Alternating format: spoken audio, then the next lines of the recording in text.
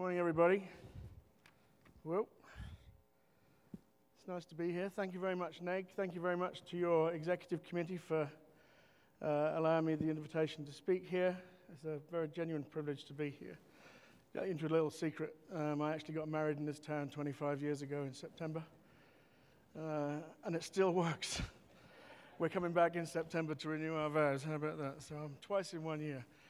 Okay, no, none of that. If my wife knew you'd applauded that, she'd kill me. The purpose of my presentation today is hopefully to demystify some of the issues surrounding business transformation and specifically the imperative for all companies these days to embrace the new digital economy. I know both from my time inside a major Yellow Pages company and also from the 3.5 years I've now spent on the outside looking in that transformation remains a pretty hot topic for most of you in this room. I want to begin by saying that I'm a passionate supporter of this industry and an evangelistic defender of the buyer and seller ecosystem around which this industry revolves. But we do reside, I think, a critical moment in time for this industry. It's a phrase that's well worn, I know, and I'm certainly not the first to say it. And in fact, I'd lay a fair-sized bet that the words "we're at a moment in time" have been uttered more than once over the last 15 years or so, and not just in the Yellow Pages or the publishing worlds. The birth of the World Wide Web, the home PC, the rapid rise of Google, the opt-out movement, the impact of social media, mobile, the shift to mobile, smartphones, always-on connectivity, and not least the combined effect that all of these have had on consumers and small businesses has probably touched almost every company in every industrial sector. The decisions on whether or not, and if yes, how to embrace new digital technologies have for many companies not been easy calls to make. A few businesses went early, many waited, some it could be argued waited a little bit too late. I would even contest that for many companies, the decision whether or not to embrace digital technology has up until now been an optional decision. Yet today, you will probably be hard-pressed to find any leading industrialist, professional commentator, or major business school study into modern commercial practices that will not advocate participation in the digital economy. As I've said, I've spent most of my working life at the coalface of change, and much of that has been inside Yellow Pages. As Neg said, I was part of the small team that built Yale.com, and in my later years at Yale, I was also heavily involved in transforming how we went to market and the impact that that would have on the company's sales force. In the 3.5 years since leaving Yale, I've devoted pretty much the bulk of my time to working with companies both inside and outside this industry on the combined topics of organizational transformation and how to embrace change, and particularly the digital technologies that are now driving it. Particularly through my work with Pajon, or should I now say SoLocal, I was introduced last year to a major study conducted by the Sloan School of Management at MIT. The study, produced in conjunction with Capgemini Consulting, took place over a 2-year period and looked closely at how almost 400 large companies were embracing digital technology.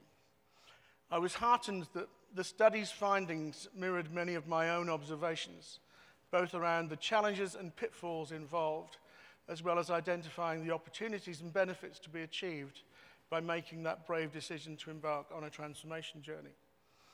The most compelling finding from the study is that right across the board, regardless of sector, those traditional companies who achieve digital maturity will significantly outperform their industry peers in terms of revenue generation, market valuation, and most of all, profitability. I'd like to share with you just a few of the headline takeouts from that MIT work. The study sought to establish how older, larger traditional companies across a broad range of sectors were responding to new, nimble, fast-moving, disruptive competitors, and specifically what the term digital innovation actually meant to them. They concluded that most large companies are already doing something in the digital space, dabbling, as I would call it. Most typically, activities such as social media, mobile apps, and analytics. A few others are also looking at new technology to enhance their internal processes and also their customer engagement.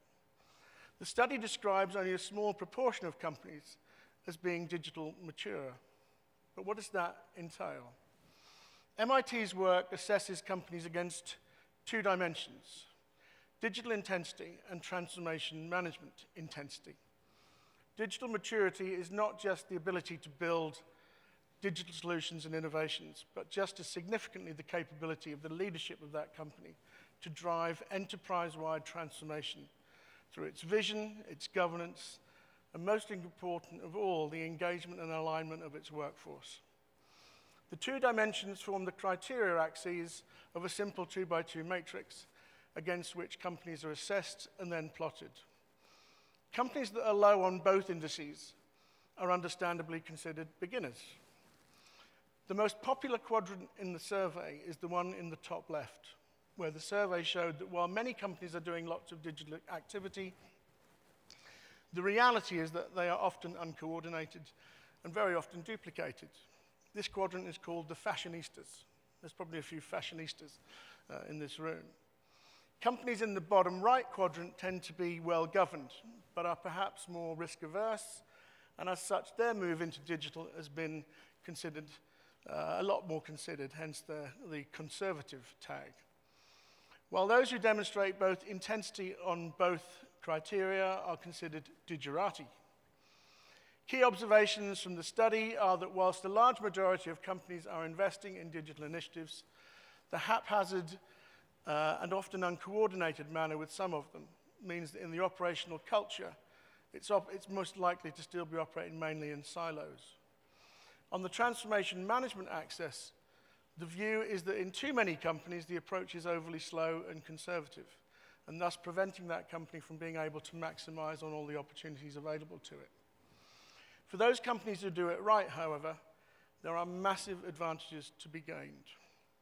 For example, companies with strong digital intensity, i.e. they sit in the top two boxes, they will typically derive greater revenues from their physical assets, including revenue per employee and fixed asset turnover. If you look at the other axis, companies that are mature in transformation management intensity, i.e. strong on the right-hand side of the grid, they command much higher market valuations and are also considerably more profitable. Just let you digest the figures, and I'll have a swig. Sponsored by Sky Vodka, apparently. So, that's better. So if we acknowledge the very obvious advantages to be gained from digital transformation, then why has it been difficult for so many large companies to make the adjustment, especially when for many of us in this industry, the changes being forced upon us were so disruptive and so compelling? My career has been spent in just three industries: newspaper publishing, telecommunications, and Yellow Pages. Three industries probably more affected by disruptive change you'd be hard-pressed to find. Yet for most of the large traditional players in all three of those industries, the journey into the new world has been far from smooth, and with not that many genuine success stories to shout about. Now we're going to hear about one of those 6 very rare success stories in a few minutes when I hand over to Jean-Pierre, the president of So Local Group. But before I do, I'd like to give you my take on what I see as some of the key barriers to undertaking transformation, as well as providing you with some encouragement and optimism by outlining how I think you can leverage and adapt your existing assets in order to carve out a successful positioning in today's dynamic and digitally orientated commercial landscape. So let's first look at what I see as the 10 major barriers or hurdles being faced by traditional companies as they confront new and disruptive threats to their existence. First and foremost, and perhaps an obvious place to start, is namely the leadership of the corporation. And now I'm naturally conscious, and having heard Neg's introduction, of something like 70-odd C-level executives in this audience. I have to say to particularly you guys, I'm not going to stand here and lie to you. MIT in their study cite leadership capability as the key factor in digital transformation. And I would contend that all the other 9 points on this slide can probably be traced back to that top one. This presentation is not personal, and it's certainly not aimed at any one company or board. If any of the MIT team who wrote this study were here today, I'm sure their message would be no different. And we're not talking about the capability of the corporate leadership. In many cases, it simply boils down to the underlying desire of the CEO or the senior team to actually make the change happen. I was one of those senior leaders back in the late 90s who questioned whether there would ever be a margin to be gained from selling digital products and services, especially when at the time probably the only industries more profitable than Yellow Pages were crack cocaine dealing and prostitution. Seriously, death, taxes, and profits in Yellow Pages, that's what I was told when I joined the company. But seriously, it was perhaps understandable that many CEOs at the time took the view that the business model simply wasn't broken. Whilst there were a few early adopters who identified the efficiencies to be gained from going digital, the fact remained that a great deal of uncertainty and indeed fear surrounded the decision whether or not to invest in something that certainly at the time was still unproven. Digital knowledge at the time was scarce, and especially so at the board level of many of the old publishing companies. The fact remains, however, that many of those issues and attitudes are still prevalent more than a decade further on. Another significant barrier, particularly in those companies with ingrained legacy systems and processes, is what I call the old IT chestnut. To any of you out there who feel that this specific point is relative to you or your organization, I urge you to answer the following question honestly, and I mean really honestly. Is your infrastructure part of your problem or part of your solution? My considered observation, particularly over the last 3 years, and believe me, I've witnessed this probably more than any other single issue, is that if you have to ask the question in the first place, then you probably already know what the answer is. And I refer you back to item 2 on the list. Maybe your model is broken. Another common issue also cited within the MIT study is typically slow and risk-averse cultures that permeate many large organizations, particularly utilities and manufacturing companies. And talking of utilities leads me to those publisher businesses who remained under the umbrella of a telco parent. The fact remains that Yellow Pages businesses continue to throw off creamy, rich cash, and in many cases still very healthy margin. The telcos themselves face major new challenges, and it's therefore not a great surprise that the non-core directory asset, or non-core directory business, is not viewed as a long-term strategic asset. In fact, the few remaining telco publishers are, in the main, still heavily relied on for their margin and dividend contribution. As I've already said, one can conceivably argue that all these barriers can be directed back to corporate leadership and governance. And here I do want to raise what I think is a genuine concern, and it's this. If you take a close look at the compensation and reward packages of many CEOs and CFOs across the board, regardless of industry, the vast majority are incentivized predominantly for the short term, to preserve EBITDA margin, stock price, or market valuation for the next 12, and at best 24 months out. I've seen it firsthand, and through this work, it has proved to be one of my most revealing insights. Of all the case studies and all the role models referred to in the MIT study, one strikingly common factor is leadership commitment, more precisely a CEO commitment to the long-term vision for the future of the organization. I love this Inuit Eskimo saying, for it can be so easily transferred into the business world. The leader sets the pace at which the rest of the operation moves. That is so, so true. To transform a large traditional company is not an easy process. It's a long-term process. It's one that almost certainly involves an accompanying requirement for new thinking and new investment. What's more, it takes guts and courage, for commitment to transform brings with it no guarantee of success. It's therefore hardly any wonder that the short-term option, or what I call the do-nothing decision, has been and often still is the preferred option that many executives choose to take. It's akin to a phrase that we have in the UK that turkeys don't vote for Christmas, or as it would translate here, they don't vote for Thanksgiving.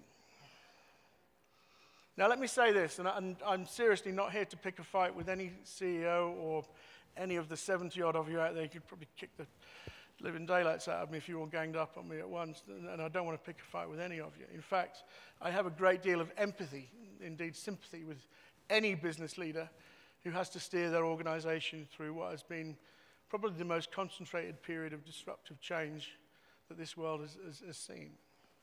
I'd even go as far to say that whilst making the decision to transform your company is indeed a critical call to make, the bravest one of all is all about how you execute that decision. Execution, execution, execution. I'm not the first person to say it. I saw it on one of Neil's slides. Focus on execution.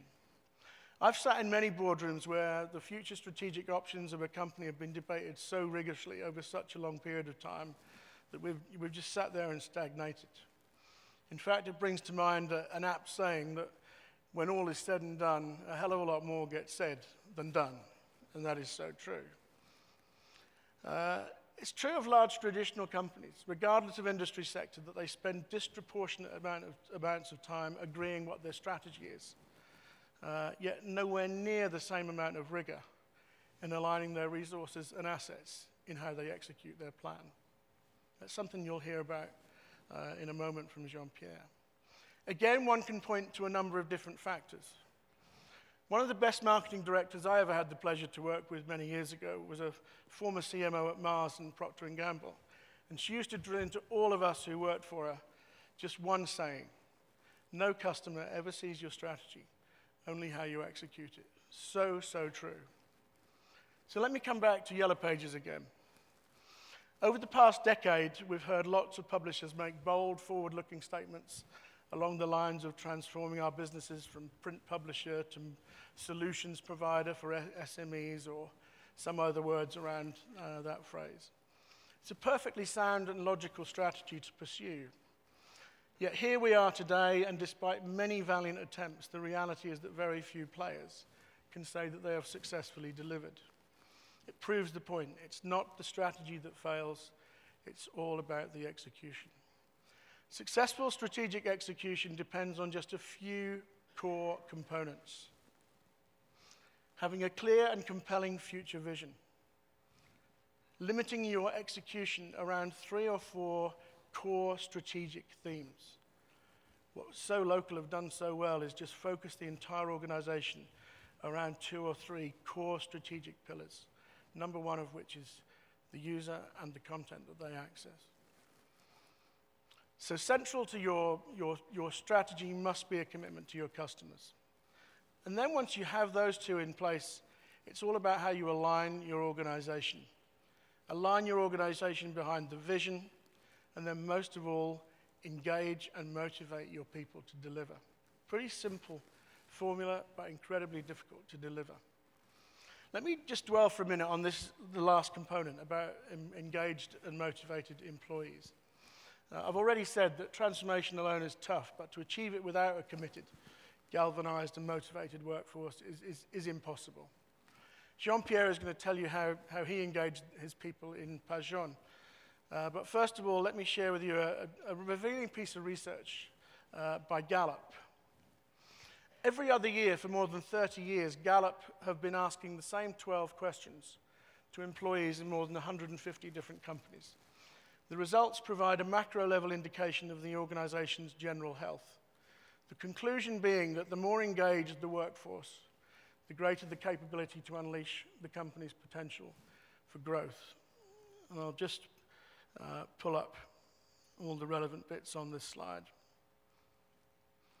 Now, I don't have time here this morning to go into this study in huge amounts of detail. You can access it online. But suffice to say, the world's best companies have a significantly higher proportion of positively engaged people, while the companies who struggle are those who have a higher proportion of actively disengaged people. And those companies, those disengaged employees have a corrosive effect on the company's bottom line, believe me. And just to say, there's figures there that says world-class organizations, 67%. The MIT study shows that in most of the companies they looked at, the very best in class were 81% or above. So in these times where every item of cost on the balance sheet is under scrutiny, Having a motivated and engaged workforce is a priceless asset. Not just that, but as service and product offerings become increasingly more commoditized, then the intrinsic value in your people becomes a positive point of competitive differentiation in its own right. Loyal, motivated, and well-trained people, I know, are a trademark of this industry.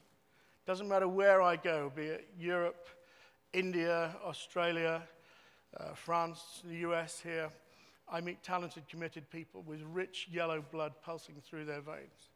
Such a galvanizing thing about this industry. Equally, wherever I travel in the world, however, I see small businesses crying out for people to help them get to grips with this highly fragmented and confusing media landscape, something that Greg and Neil touched on. So there remains, in my view, a massive opportunity for this industry to carve out a really unique positioning in the mediation of local media and digital marketing solutions for small businesses. Success in this industry has been, and still is, all about championing the cause of the small business. And today's SMBs need your help more than ever. You have other fantastic assets to leverage, adapt, and exploit, such as deep, rich SMB content, customer data that's been aggregated over a long period of tenure and through a valued, long-established, trusted relationship. Your brands, and in many cases your products, are also highly trusted and regarded with warm affection by large segments of the consumer base. Successful business transformation, as I've said, is dependent on just a few core aligned activities. But accompanying these has to be a conscious business-wide focus and commitment to your customers. It sounds obvious, doesn't it? But the truth be told, too many large organizations are crippled by infighting, silo-driven cultures, and objectives prioritized around internal goals and measures. This simply has to change. And in a commercial environment that is today more competitive than ever, it is increasingly prescient to focus on a new set of customer-driven metrics and KPIs, things like retention, satisfaction. One of my major concerns for the Yellow Pages industry is the issue of declining customer numbers. As I said, I've looked very closely at this industry for pretty much the last 25 years. It's not a new problem. If you look back over the past, certainly the past decade, you will see that pretty much every publisher in the world has witnessed a steady hemorrhaging of its customer base. I'm drawn to a quote by dear old Dennis Fromholzer, who in his YP Trends report last year said that customer churn is the biggest single issue facing this industry today. He is absolutely 100% right. I also advise a number of companies in the investment community. They frequently retort to me that it's very difficult to endorse a positive investment decision into a company that is losing customers. Think about it. We live in uncertain times, we know that, yet where paradoxically the only real constant is even more change to come. We're fast approaching the time, if we're not there already, when not a single company will be immune from the impact of digital technology or some other disruptive innovation or social phenomenon. Change has been the one constant throughout history. It's just that the current pace of change feels like we've hit the fast forward button. There's a certain inevitability about the necessity to participate in the digital economy, as this quote from George Westerman, the lead research scientist at MIT, put in this study. Transformation for many companies is no longer an option. The do-nothing option definitely isn't relevant. It's no longer even a path to growth. For some companies, it's going to be a mantra for survival. I want to conclude my piece of this session with a quote, not one of mine, but from someone far, far more distinguished. The quote is actually more than 150 years old and was actually written as an observation of natural history and the process of evolution. This quote, I think, is another one of those that has a particular salience with the commercial world, that I can find no better metaphor for the guardians of high office to take heed of and to act upon. Charles Darwin said, "It's not the strongest of the species that survive, nor the most intelligent that survives. It's the one that is the most adaptable to change." There's a lot of supporting documentation behind this presentation, as you can probably appreciate. 30 minutes to talk about transformation really only gives me the chance to just scratch the surface of the topic. I have written a paper on the subject, which I'm happy to make available to people. I've also produced some crib sheets, which I'll make available in the break, so you can understand some of the key messages that I've given today, along with what I consider to be the recipe and the core ingredients for how you go about a successful transformation. So make sure you try and get one of these. If you don't get one, just drop me my email. I'm here in Vegas for the next couple of days for the whole of the conference with my colleagues from So Local, so do feel free to grab me if you want to discuss this topic any further. It's something I'm pretty passionate about, but I'm also pretty passionate about the future of this great industry that gave me a great career. So good luck for the rest of the conference. Thank you very much for listening.